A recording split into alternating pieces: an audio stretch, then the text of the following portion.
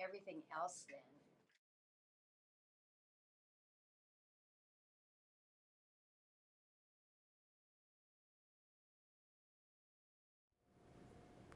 Good afternoon, everyone. We're coming to you live. Senator Lisa Murkowski is holding a press conference at her office here in Anchorage. Let's take that news conference live for you now. And we were all talking about the eclipse, and I'm told that it might actually get as far east as Washington, D.C. So we'll see. I got eclipse glasses.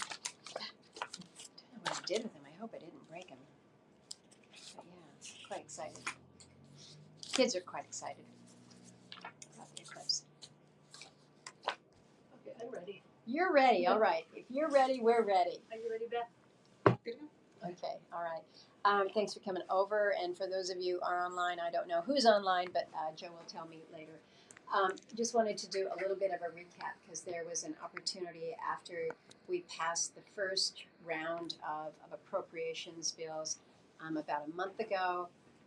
And then it was just last week, about 10 days or so ago now, that we passed the second tranche of appropriations bills. These were the defense, very important, financial services, homeland security, labor health, and education, ledge branch, and state and foreign ops. And so, with passage of this round of measures, we've now closed out fiscal year 24, which is a good thing because we're already into 24, so we're about 6 months behind. And moving into FY25 appropriations, we've already started with that. I had a good opportunity today to be over at AML, visiting with folks from all around the state about their communities' needs and priorities. And we opened up our portal to receive requests for priorities for programmatic funding and congressionally directed spending. Probably received over 1,000 requests in that vein. Everything from water and sewer infrastructure to public safety needs, and again, my job is to try to listen and be responsive in the best way possible. In this last round of fiscal 24 appropriations packages, I think it's fair to say we did well when it comes to everything from bolstering our Arctic capabilities. From a defense perspective, what we were able to provide for everything from military construction to increase in pay for our servicemen and women. A good strong emphasis on workforce development. I think we see the need everywhere. So everything from training programs from electricians to CTE skills. We've taken some good steps, I think, on the healthcare front as we have tried to address some of the challenges, particularly in our smaller communities who rely on our community health centers. So a whole range of initiatives that we were focused on, again within the programmatic and formula funding as well as congressionally directed spending. I know folks in Juneau are pretty excited about the fact that we were able to keep the focus on the Arctic, even though Juneau is pretty far from the Arctic. We are an Arctic state up here. We need to have some infrastructure. So the port in Nome, that's moving forward as a result of the investments in the infrastructure bill. But now the opportunity to have an ice-capable ship, an icebreaker that is home ported in Alaska is big news, important news for us. Wish that I could say we're going to see it in the water right away, but at least we know we've got it coming. We were also able to make sure that we didn't lose ground with regards to the build out of the polar security cutters.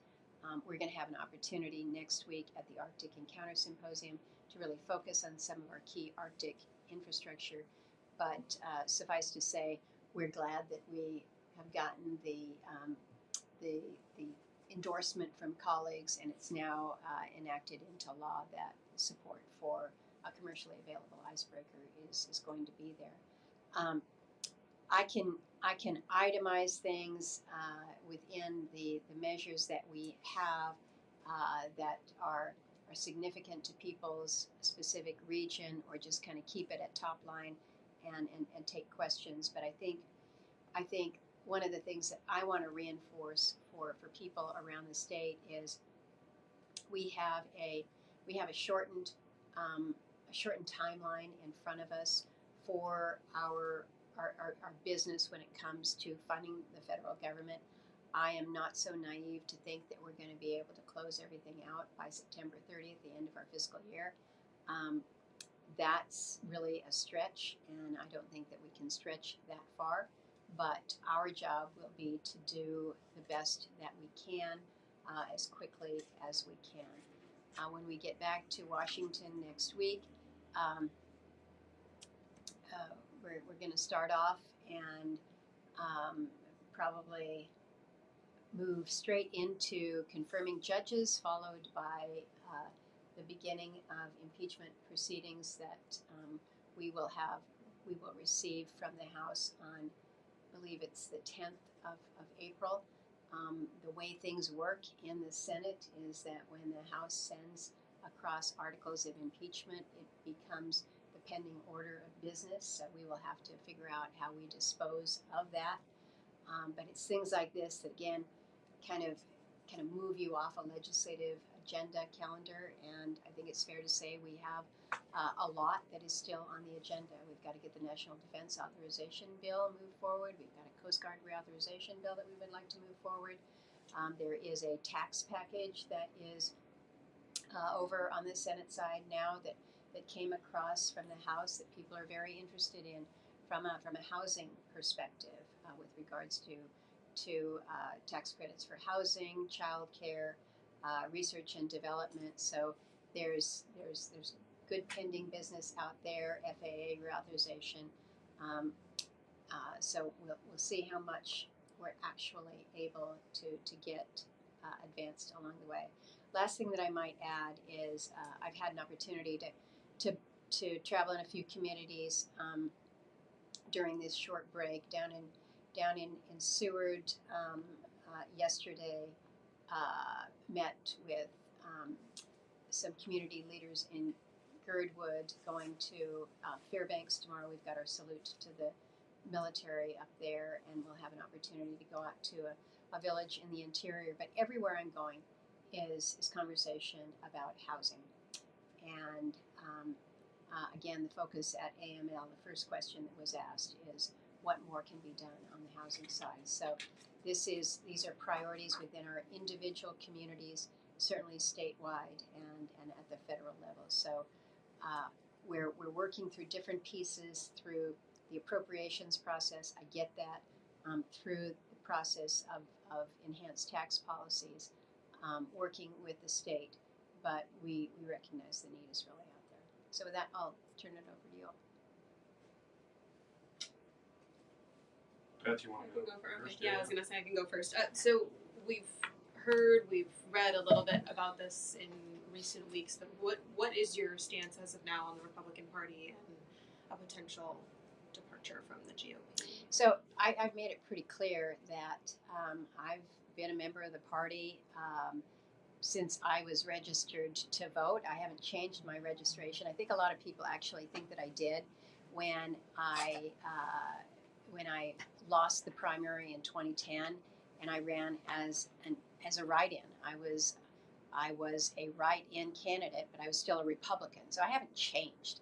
I kind of think the Republican Party, quite honestly, has changed a little bit. And I think if you talk to most Republicans, they would say, yeah, it really has changed over the years. So, where the party goes, I don't know. I know what I am, and I know where I sit within my conference. Keep in mind, when you are in the United States Senate, there are two sides of the aisle. There's the Republican side of the aisle, and there's the Democrat side of the aisle. We have three independents in the Senate right now. You have Bernie Sanders, you have Angus King, and you have Kyrsten Sinema. I will just point out to you that all three of those are not sitting in the middle of the aisle. There's no independent corner. You still have to determine who you caucus with. And as I have expressed frustration with the Republican Party, I look between the two choices that I have to caucus with in the United States Senate, and I'm in the right place.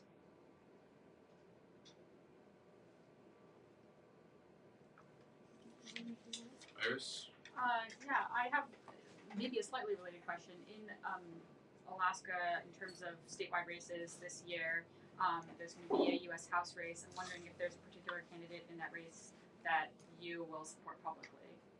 So we are all still kind of going through the initial stages of who's running for what.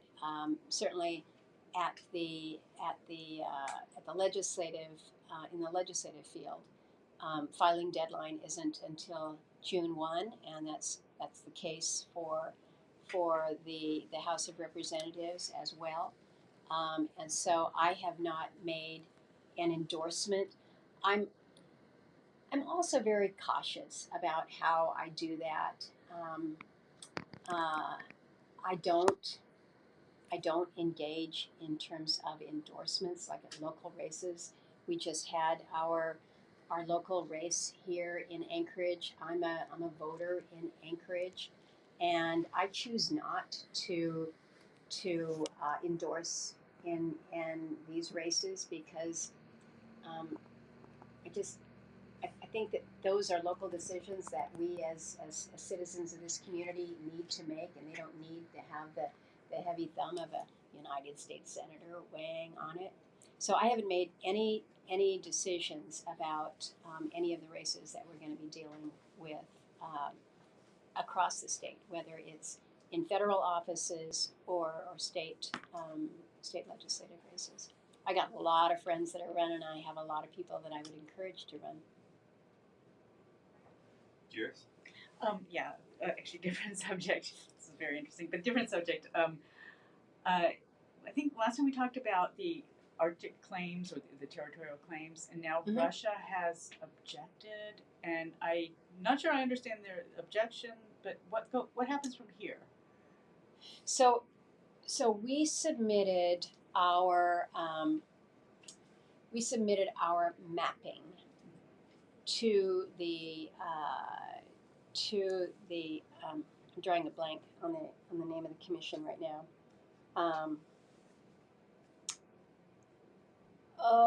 It's not the ISA. Anyway, we submitted our claims that outlined our rationale and the mapping. As I have said many times before, we are at a disadvantage when we have not ratified, we as a country have not ratified the law of the sea. Not because it doesn't allow us to submit our claim, but if we want to defend it, we're not basically at the table to defend it. And others can defend it, and the commission will make its determination based on the evidence that we have presented. But it's kind of like going to court and just hoping that the pleading that you filed is going to be rock solid, and all of your cites are going to be just very conclusive, but you don't have the ability to argue your case as the attorney that drafted that.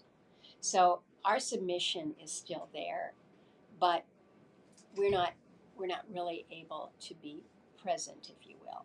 Do you know what the objection is? No, I don't know. And I was just going to ask you on that because we didn't submit too very long ago. It seems to me it was just maybe 3-4 months ago, not that long ago. So I had not seen that actually Russia had, or that anybody had objected. And it's interesting to me that they would weigh in on that because it's not like we are overlapping on anything that Russia has advanced their claims to. So I don't know whether they would do it other than just to be obstreperous, but that wouldn't be surprising, I guess. I'll find that out. It's a good question. So online we have Katie Stavek of the Frontiersmen. Katie, if you want to go. Sure, thank you. When the Alaska Military Grassroots Legislature in Juneau last week, there was mention that the Alaska Military COLA, the cost of living adjustment, might be reduced. Have you heard anything about that? There's a couple things that we're dealing with right now. The AGR issue, which impacts those who are particularly part of the air refueling wing up there, is a very separate issue from COLA. And Katie, I'm actually going to ask for a pass on this because yes, I know the answer is yes, but I don't recall what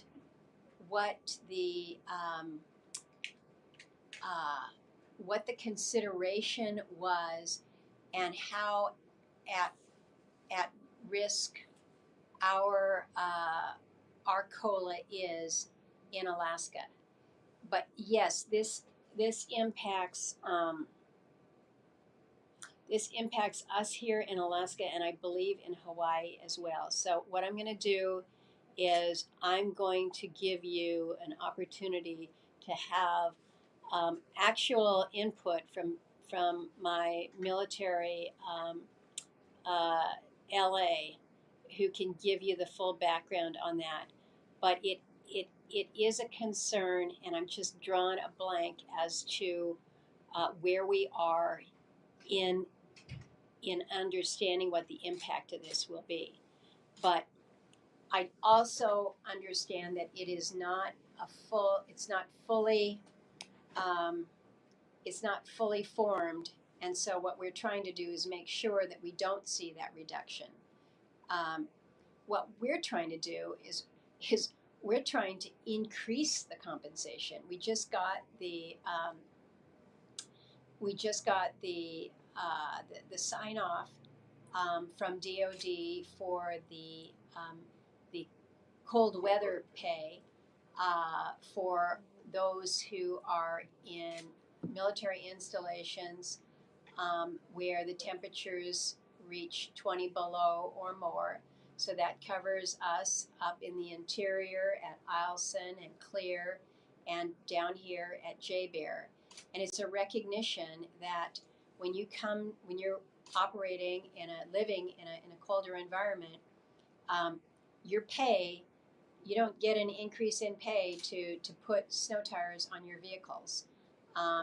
It costs you more to outfit your kids with cold weather gear. And so we're trying to compensate that. The Army had moved forward with that in a good way. Air Force needed to do the same. So what we're trying to do is increase compensation for our military. I mentioned to you that within the appropriations bill that we just passed was an increase in pay for our military. And so, they need that 5.2% raise. So when you offset that with a COLA reduction, that's a negative instead of a positive for our military. So let me get Mike Songer back to you, Katie, on that one.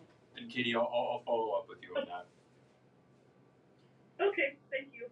So next we have Jack Barnwell at the Fairbanks Daily News Miner. Jack, you on? Yeah, I'm here. Dr. Schrager's nomination is still pending. Yeah. How important is that to get that forwarded through the Senate? Well, thanks for the question, Jack. I am leaning in pretty heavily in trying to ensure that Dr. Sfraga's nomination goes through quickly. He moved through the Foreign Relations Committee just the week that we left for this recess for Easter, which is good, which means that his nomination can now come to the floor. I will tell you that there are several members of the Republican Party who have indicated that they will hold his nomination. That's a problem. That's a problem, and it's one that I'm going to be very direct in in trying to get those concerns addressed. I think the biggest challenge that Dr. Srega has had with his nomination is he is a man who has actually lived experiences in the Arctic. He not only has had lived experiences, he has been a leader on Arctic issues. He has been a resource and an expert.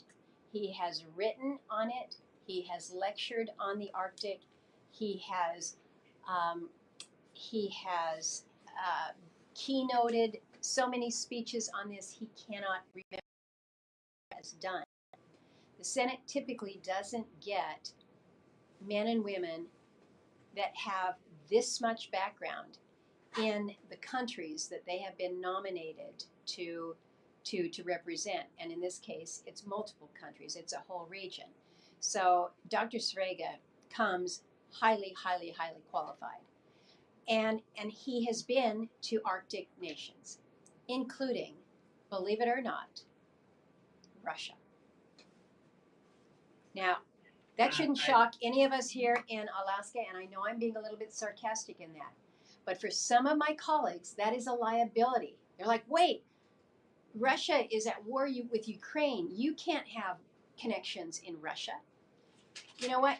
Russia is at war with Ukraine, and we have sanctioned them, and we have sanctioned them mightily. But Russia is still part of the Arctic, right? So how we deal with a country that is at war with somebody else when they are part of the Arctic nation, the fact that Dr. Srega hasn't been to Russia since the outbreak of the war, you would think that that might make some difference. But there have been some issues raised about his engagement, and I think so much of it comes from here is a man who actually knows the part of the world that he has been tasked to represent. So I am an ardent supporter of Dr. Srega, and I welcome this challenge to educate my colleagues. Thanks, Jack. Thank you. We've got Margie Bauman. Margie, are you there? Yeah, I had to turn off mute. I had two questions for Senator Murkowski. Do you have any idea when the commercially available icebreaker that got funded is actually going to be in Juneau?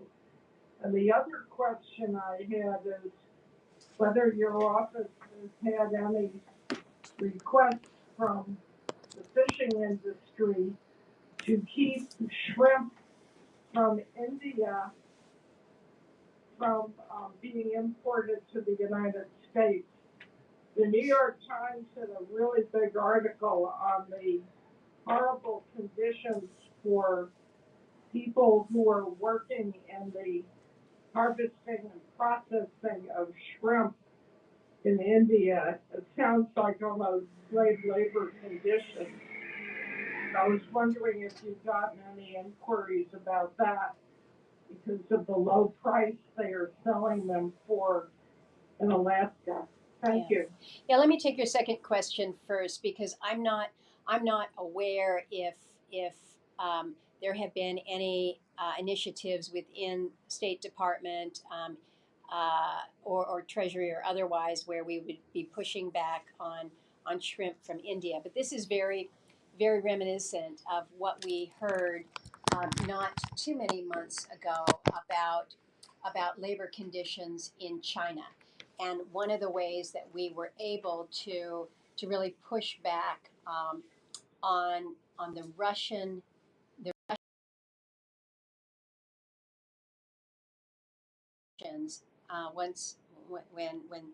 when Putin invaded Ukraine, what they were doing is instead of sending it to the United States, they would send it to China, and China would do the processing, basically move it for them, and then move it into the United States and evade those sanctions so Russia effectively stands to gain to help fund their war, and it was documenting and really shining a light.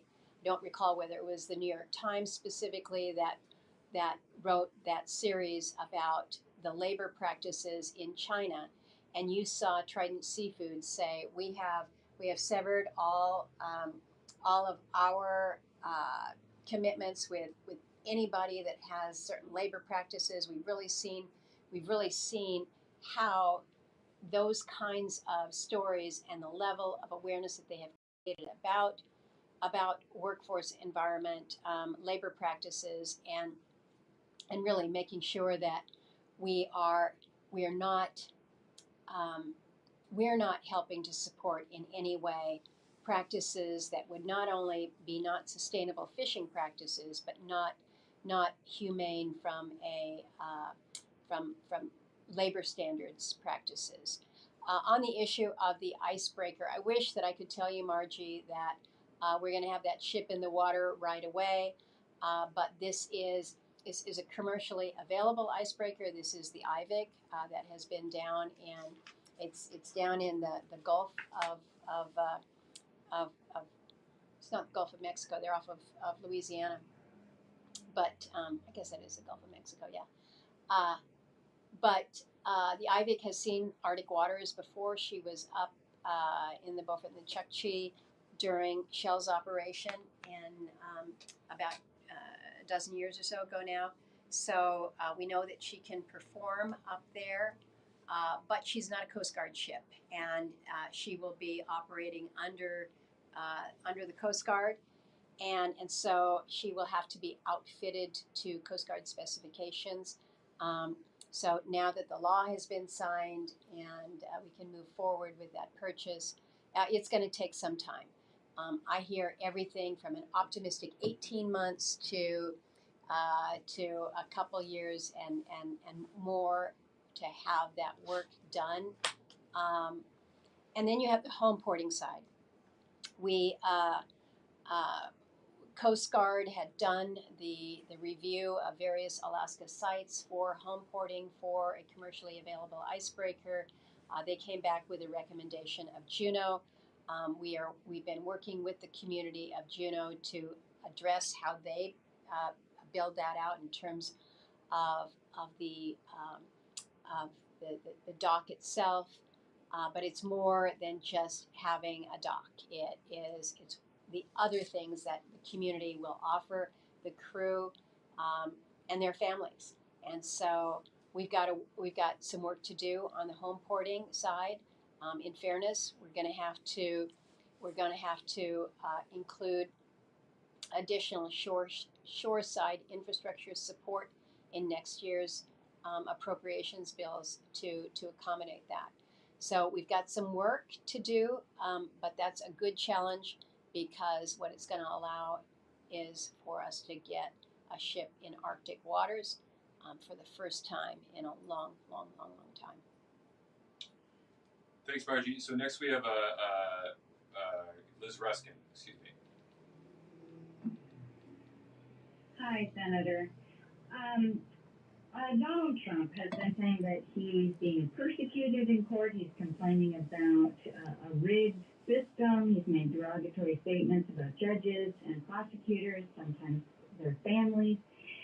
Do you think he's delegitimizing and politicizing the justice system? And is this if so, is it a threat to democracy? Well, I am one who recognizes that we've got a system of justice in this country, and we all hope and we pray, and we have a responsibility as lawmakers to make sure that our system of justice works for everybody, regardless of your title, regardless of your economic status, and that it is basically that it is fair and it is equitable. I've seen the same thing. We've all seen the same thing. The former president doesn't like this. He thinks that these are attacks against him that are personally motivated or politically motivated. what I think is important to keep into context is the former president has not just one indictment against him. He has, I believe it's 91 indictments against him. There are 4 criminal cases against him, not one, but 4 criminal cases against him. They're not coming out of just one jurisdiction, they're out of multiple jurisdictions, some in jurisdictions where they're effectively red, they're appointed by judges that are not all judges that have been appointed by a Democrat. And so I understand that he doesn't like it, but I'm looking at what is going forward and the charges that have come against him. And I think that this is an individual who has a very very compromised a very compromised status right now, and I have called him a flawed candidate because I don't think we've ever had a moment in our country's history where we have had a nominee to be a party nominee to be president who has come before voters with these kinds of criminal indictments against him. And so for me, I've been asked, well, why can't you support him? I think that it is an imperative in this country that we have individuals with integrity and morality and character and bring to the tables the value of their character. And I don't see that with the Republican nominee right now. Thanks, Liz. And If I could ask a follow. oh, yeah, sure, Liz, go. Oh, I was just going to say that you have called both Trump and President Biden flawed candidates. Do you think that they are equally flawed? I think they are flawed in different ways, Liz, and I think I've outlined why I think former President Trump is flawed. He is flawed in his character. I think in his character to his core. I think that President Biden comes to us as a nominee who many of us have questioned his policies as they reflect on a state like Alaska, where we're a pretty strong resource development state, and we look at some of these policies, and they've been a real challenge for us. Now, I can disagree with somebody's policies and still think that they are strong in character, strong in values. I happen to think that President Biden, as one who wants to run the country, has demonstrated that his vigor and his ability to keep up the tempo that one needs to keep up as president is challenged right now, and so I've got a hard time with that. But I have not questioned his character. Thanks, Liz. And I want to give the reporters here in the room just a chance to ask another question. So, Iris, you want to go? Yeah, I have a quick follow-up question to Liz's questions. I'm curious for yourself and for Alaskans who share your perspective on the current presumptive nominees. What is your advice? Who will you vote for? Who should Alaskans vote for who share your perspective? Yeah, it's hard. We're still 6 months out, and as people know, I was hoping that we would have an alternative to both Trump and Biden, and we don't right now. And so where does that put us? Where does it put me as somebody who wants to be proactive in my vote? I want to vote for somebody that I believe in. I don't like voting for the lesser of two alternatives. And so, I've said that Joe Manchin should run. I've suggested that the no labels ticket, if you will, and it's hard to call it a ticket, but they have worked to try to gain placement on the ballot in multiple states. I think that, they're up to 20 or something like that. But it looks like that is not going to go forward as well. And so it seems that every day we get closer to a predetermined outcome, which is a rerun of 2020. I'm disappointed in that. I think that in a country like the United States of America, I think we could have, we can do so much better. And these are our choices. I tell you, I am not talking to anybody who is excited about the opportunities that we have going into this election. What does that say about our process now? It used to be that you're a little kid, you dreamed that you were going to be president of the United States. It was going to be so great. I don't think we're dreaming that anymore. Or those that do seem to be dreaming that seem to be doing it more for their own personal goal and self gain rather than for the good of the country. And I don't know exactly how we regain this, but I'm not feeling like the Congress is giving people that confidence. So how we build it up, I spoke to the folks at AML, and I'm looking across the room, and there's so many different mayors that I have come to work with over the years, so many different city managers that are just making good things happen in hard places. And I think, man, oh man, this is how things are getting done right now. They're not giving up. They're hanging in there. They're accountable to people in their community. And yet it seems that we've gotten to the point at the federal level where we're so caught up in the politics of everything.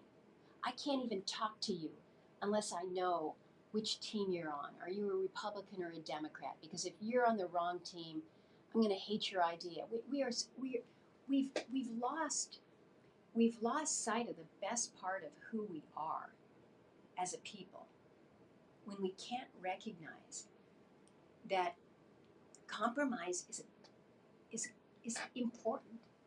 It's not that you're giving up on your ideals. It's recognizing that you have something to offer at the table.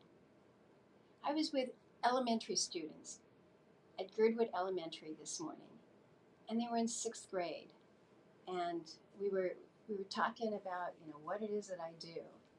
And I asked them, do you think that compromise is a good thing? And they said, absolutely. And I said, well, good for you, because there's a lot of people who I work with who think that that's actually a negative, that that's a dirty word, that you shouldn't compromise. You should never work a bill with a Democrat. Right now, I'll tell you what's going on. Joe's going to shut me down. We're getting closer and closer to election cycles. As Republicans, we're told, oh, don't co-sponsor a bill with a Democrat who's in a contested race because it might give him a political edge. Well, what happens if that Democrat has a darn good idea? And it's not only going to help them in their state, it's going to help us in my state. Why wouldn't I want to do that? But we're so focused on winning for the team, so that we can then we can decide what we're going to do. But then what we decide we're going to do is we just focus on winning again so we can keep the majority. I want to be in the majority. I don't really like being in the minority, but I like getting things done. But we're spending so much time just fighting to be on top. We're forgetting who we're serving. We're serving our parties more than we're serving the people. And that's a problem right now. And so I get a little bit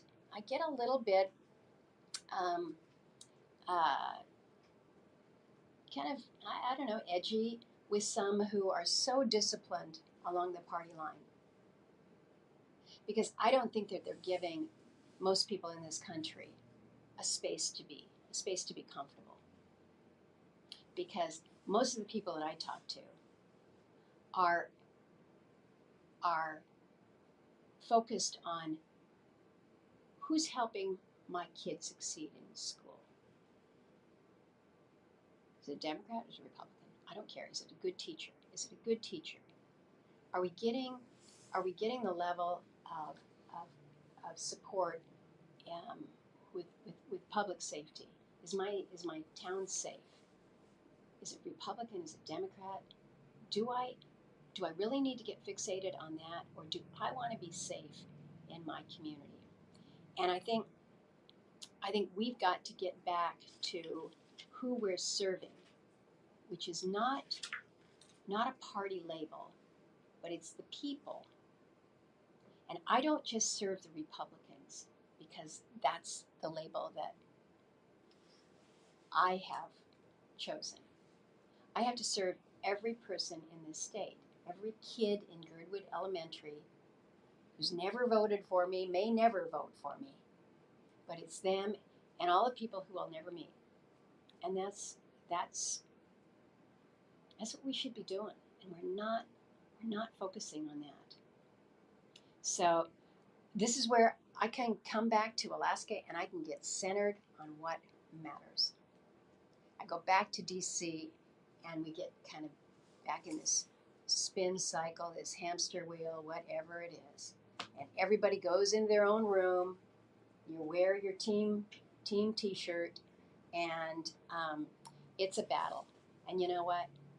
I'm not focused on that kind of a battle. What I'm focused on, how am I going to make sure that 35 some odd communities that are still dealing with hauling their human waste from their home to dump into a sewage lagoon, how we're going to get sanitation for them, how we're going to get these contaminated lands that the federal government transferred to our native people in exchange for their settlement, how we're going to get those lands cleaned up. And I will work with anybody who wants to work with me. And I don't care what your party label is. And I don't care what president it is. If it's Biden and he says, Lisa, you didn't support me, or it's Trump and he says, Lisa, you didn't support me, I'm going to figure out a way how I'm going to deal with both of them and both of their administrations, because that's what Alaskans need. They need me to figure out how we do things to help them. And I will. I've done it before. I worked with Biden for 3.5 years now. I worked with Trump for 4 years. He knew I didn't support him the first time. I made that pretty public. Got Anwar open. Still working on fixing that because Biden kind of messed that up. So I'll figure out a way. I don't even remember what the question was now. Okay, I have a follow-up on Okay. that. I just want to read you a quote from Liz Cheney. She said, we can survive bad policies. We can't survive a president who goes to war with the Constitution. So, which I'm sure you've heard that quote. So, I mean, it is going to come down to a choice between those two. So, where do you go? It sounds like she says you have to go with the bad policies, or what she thinks are bad policies. These are exactly the things that we need to really evaluate, because I need to know that my president, when he swears to uphold the Constitution and support and defend, that he damn well means it. I need to know that. Okay. Well, so where does that? You have to choose between the two. Fortunately, I don't have to choose yet. Okay. But I mean, seriously, we need to know that whoever is serving us as our president serves the country, respects the Constitution, and he does it with no self-interest. It's the country first. And you need to believe that is the case. Now, I don't know, maybe I don't vote for either one. I haven't decided that. I don't like the policies of one, and I don't like the character of the other. You also mentioned President Biden's vigor. Are you concerned about his age? Do you have age-related concerns? I just spent time with my dad who just turned 91. And so I'm one that knows that it's not necessarily the age, but it's the vitality in the individual. Those of you that have gotten to read my dad's editorials knows that he still has a lot of good ideas and a lot of vitality left. So I'm not going to say that 80 you can no longer serve as president, but I do know that the demands of this job, of the job of president, are extraordinarily difficult and taxing, and I have been concerned, and I just recognize what that does to just the body, the mind, the person, the overall person. Is it a disqualifying factor if you're 81 years old? No. Is it a factor to consider? Yes. All right. Last question, Beth. Do you have any? Yeah, I mean, kind of just to piggyback off of their questions and a couple from here. I know you didn't want to name one person or the other. Do you have an ideal scenario? Does someone else come forth? Is there someone you know what I mean? I know in my dream. You've talked about certain people before as well, but if there were an ideal that could be possible right now, what do you see? I had hoped that perhaps somebody like Nikki Haley could gain more momentum. That didn't materialize, and I mentioned the option for a center ground through no labels. That's getting less and less likely as they don't have anybody who has stepped forward. There's been no ticket, and I've been involved in those conversations, and so it's not looking very encouraging right now. And so I think part of what I have to do, and I think people around the country who are like me and who are dissatisfied with the two candidates, is to really evaluate kind of where we are, what it means to. If I abstain from voting, for instance, what does that mean? Who does that help? If I write in Nikki Haley, or I wrote in John Kasich last time, if I write in something, what does that do? How do things shift? I need to understand that myself, because that'll probably make a difference. I just wish that I had more choices. I don't have more choices right now. And why is that? Why is that? Because our system has delivered this, and so I guess it causes us as Americans to say, is this a system that we actually like then? Are we satisfied with this as Americans? That we've got a rerun of two candidates that seem to have just divided the country more than trying to bring us together. We're a two-party system in this country. You look at most countries out there. Iceland, where I spend a lot of time, I think there's like 17 different parties. The Pirate Party is one of them. I suggest that we need a pirate party here, our mateys, but it's probably not going to happen. But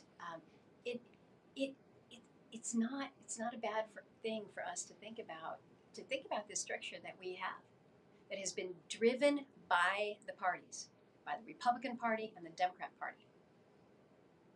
They're the ones that are driving us to this. And if most Americans in between, who are not really hardcore Ds or hardcore Rs, are saying, how did we get to this place? Then it's going to be up to us to figure out how we change it up. Because believe me, the parties on the right and on the left are not going to be doing it. They like this because they're controlling it. They're controlling every piece of this. So if we don't like it, what are we going to do? Can I ask a quick follow-up question just on, I'm curious if you think that Alaska's ranked choice voting and open primaries, if you think that that's a solution that should be implemented elsewhere to kind of avoid this? Yeah, it's. I figured somebody was going to be leading to that, Iris. Do I think that Alaska's approach is one that can move us away from the deep divides on either side? Yes, and I think you're seeing this reflected in the legislature. I think you're seeing this reflected and I think you will see it going forward with candidates that will be stepping forward who will say, well, you know, we don't have a closed primary process, so I don't need to be identified as one party or another in order to run. I can just run as Iris. And what's wrong with that? So I think you're going to see how this is going to change. And again, in a state like Alaska, where you have over 60% of the electorate that chooses not to align themselves with either party, I think that this is a workable, not only a workable, but I think something that gives the electorate more ownership in the process, because they're not going through a primary and saying, oh, gee whiz, do I need to pick a party in order to participate in the primary, or do I just sit out the primary, which is what we see more often than not. The number of those who actually participate in the primary in Alaska has not been historically very high, and it's because people are like, well, I don't really have a home there. So will that do more to encourage greater voter participation? And if that's an outcome, that's a good thing. That's a positive for us, where people feel more invested in this process and in their outcomes. And so I think Alaska needs to prove it out. We're going to have to get on the other side of this initiative to have Alaskans say, yeah, we think this works for us and we think it's a good model. Efforts going on around the country to make sure that states can place ranked choice. And look who's driving it. It's the Republican Party and it's the Democrat Party. It's not just the Republicans out there. It is on both sides, because both parties are threatened by this. Their power. And who gains the power? The people. The people who have been perhaps previously disenfranchised now feel like they have a voice in the process. And I think that that's a positive. I was a little lukewarm about how this was all going to work out initially when I first heard about it. It's like, whoa, it's a little bit different. But I have become more convinced that from a candidate's perspective, it forces me to be more inclusive in who I engage with and my outreach. I don't go to places where it's like I'm catering to the base. I got to build that base, because in order for me to get a majority plus, I have to do outreach to everybody in the state. So that makes me a better candidate. It makes me a better lawmaker. And I think you see from the electorate's perspective, you have people who said, I like you, but I've never voted for a Republican in my life, and so can't really vote for you. And I say, pick me your number 2. And they're good with that.